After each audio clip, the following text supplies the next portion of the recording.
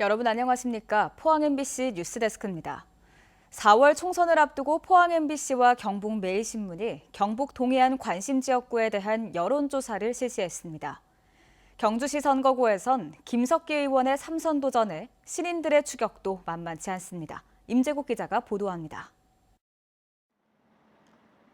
4월 총선에서 여야 후보 중에 누가 경주시 국회의원으로 적합한지 물었습니다. 국민의힘 김석기 현 의원이 39.7%로 나타났고 국민의힘 이승환 후보가 26.2%, 더불어민주당 한영태 후보가 13.4%, 국민의힘 박진철 후보가 7.7%로 조사됐습니다. 국민의힘 후보 간 지지도는 김석기 42.1%, 이승환 26.9%, 박진철 8.8%로 나타났습니다. 김석기 의원의 의정 활동에 대한 평가에선 긍정평가가 54.7%, 부정평가는 36.4%였습니다. 신당을 창당한다는 가정하에 정당별 지지도는 국민의힘이 65.4%, 더불어민주당이 15.1%, 개혁신당이 7.4%, 이낙연 신당 2%, 정의당이 1.9%로 뒤를 이었습니다. 윤석열 대통령의 국정 운영에 대해선 긍정평가가 62.8%, 부정평가는 34%로 조사됐습니다. 이번 여론조사는 포항 MBC와 경북 매일신문이 에브리 리서치에 의뢰해 경주에 거주하는 만 18세 이상 남녀 700명을 대상으로 지난 28일 하루 동안 무선 ARS 방식으로 실시했습니다. 응답률은 7%, 표본 오차는 95% 신뢰 수준에서 플러스 마이너스 3.7%포인트입니다. 자세한 사항은 중앙선거 여론조사심의위원회 홈페이지에서 확인할 수 있습니다. MBC 뉴스 임재욱입니다. 김광열 영덕군수가 공직선거법 위반 관련 항소심 재판에서 벌금 90만 원을 선고받아 군수직을 유지하게 됐습니다.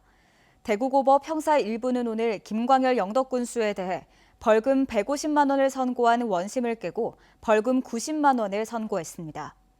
또 김군수 선거 캠프 관계자 등 11명에 대해서는 각각 90만 원에서 300만 원의 벌금형이 선고됐습니다. 김 군수는 지난 2022년 지방선거를 앞두고 당내 경선 과정에서 여론조사 관련 규정을 어기거나 금품을 돌린 혐의로 기소됐습니다.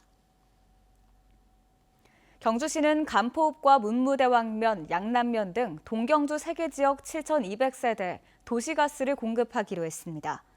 도시가스 배관공사는 내년부터 시작해 오는 2036년까지 4세대 이상 마을과 주배관이 지나는 마을 등에 순차적으로 실시합니다. 또 도시가스 미공급 지역에 대해서는 소형 LPG 저장 탱크를 보급할 예정입니다. 포스코그룹 차기 회장 최종 후보가 어제 6명으로 압축됐지만 이사진의 호화 출장 논란으로 촉발된 안팎의 자금이 쉽게 사그라들지 않고 있습니다. 포항의 한 시민단체는 후보군 공개 직후 상경 집회를 열고 법적 책임이 자유롭지 않은 회장 추천위원회 결정은 무효이기 때문에 즉각 해체해야 한다고 촉구했습니다. 이규설 기자입니다. 포스코홀딩스 CEO 후보 추천위원회는 지난달 31일 회장 최종 후보 6명을 확정해 발표했습니다. 이날 확정한 파이널 리스트는 내부 후보로 김지용 현 포스코홀딩스 미래연구원 원장, 장윤아 전 포스코 사장, 전중선 전 포스코홀딩스 사장, 외부 후보는 권영수 전 LG에너지솔루션 부회장, 김동섭 현 한국석유공사 사장, 우유철 전 현대제철 부회장입니다. 최종 후보군이 공개되자 포스코 본사 미래기술연구원 포항이전 범시민대책위원회는 서울 대치동 포스코센터 앞에서 대규모 상경 집회를 열었습니다. 범대위는 범죄 피의자들로 구성된 포스코홀딩스 CEO 후보 추천위원회의 모든 결정은 무효이기 때문에 활동을 중지하고 즉시 해체해야 한다고 주장했습니다. 포스기 사회에서는 회장 추천 자격이 없다. 저는 사퇴는 아울러 새 회장은 포스코의 전통을 바로 세울 철강 전문가로서 지난해 2월 25일 포항시 범대위와 체결한 상생협력 합의를 준수할 인물이어야 한다고 강조했습니다. 이건 어불성설입니다. 포항의 중심으로 구축한다 해놓고 지금 미래지구에 미래 미래기술연구원 문헌도 아니고 미래기술원이라고 해서 제공한다고 그렇게 되어 있습니다. 한편 포스코 CEO 후보 추천위원회는 오는 8일 오후 후추위와 임시이사회의 결의를 통해 최종 후보를 확정해 공개하고 회장 후보 선임안을 3월 21일 주총에 상정할 예정입니다. 하지만 이사진의 호화 출장 논란으로 불거진 이사회 배임 논란과 선임 절차의 공정성 논란은 쉽게 사그라들지 않을 것으로 보입니다. MBC 뉴스 이규설입니다. 포스코가 제철소에서 근무하는 직원들의 근무복을 30년 만에 전면 교체했습니다. 새로운 근무복은 어두운 현장에서도 잘 보일 수 있도록 오렌지색과 남색을 대비시켜 시인성을 극대화했으며 반사띠를 상하이에 모두 적용한 것이 특징입니다. 포스코는 지난 1993년부터 하늘색 근무복을 사용했는데 그동안 품질과 디자인 변경이 없어 현장에선 지속적인 교체 요구가 있었습니다.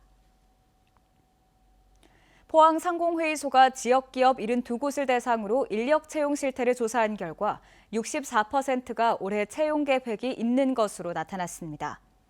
인력 채용 이유는 퇴사 등 인력의 자연 감소에 대한 충원이 78.8%로 가장 많았고 채용 시기는 수시 채용 50%, 1분기 35%로 조사됐습니다.